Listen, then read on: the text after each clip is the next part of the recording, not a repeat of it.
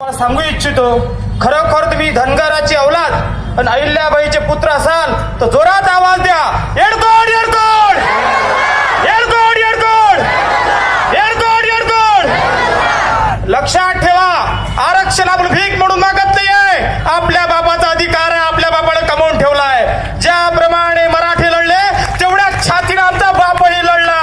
पानिपतच्या युद्धात आमचे 1.25 लाख धनगर मारल्या गेले, हे विसरता कामा नये. आणि त्याचं खापर धनगरावर, मल्हारराव होळकरांवर फोडण्यात आलं. आपण आरक्षण भीक म्हणून नाही मागत आहे, लाचारी म्हणून मागत नाहीये, किंवा भारतीय राज्यघटनेत तरतूद करून द्या म्हणून मागत नाहीये. आमच्या बापानं तेवढे घाम गाळलेला आहे, घामापेक्षा रक्त सांडवलेलं आहे, ते आम्ही आमचं रक्ताचं मोल मागत आहे, कवडी मोल.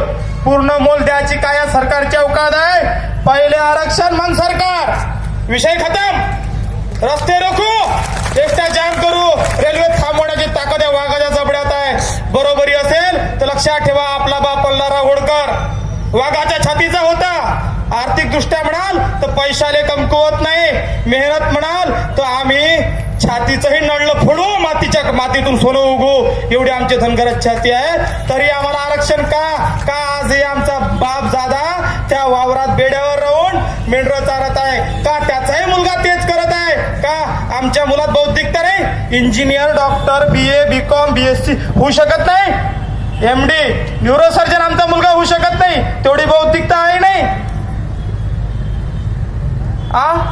मान्य आहे, सर्वांना काम आहे, आपण जोरात छाती ठोकून सांगतो आम्ही धनगर, हे मान्य आहे इथपर्यंत. पण या सरकारचे जोपर्यंत नाक दाबत नाही तोपर्यंत तोंड उघडणार नाही, हे त्रिवार सत्य आहे. म्हणून आज नाक दाबून तोंड उघडण्याची वेळ आलेली आहे. आज महात्मे सर आलेले आहे, आज आपलं ते प्रतिनिधित्व करत आहे पूर्ण ठिकाणी. अशाच बहुसंख्येने त्यांच्या खांद्याला खांदा लावून वाघाची डरकांडी फोडणार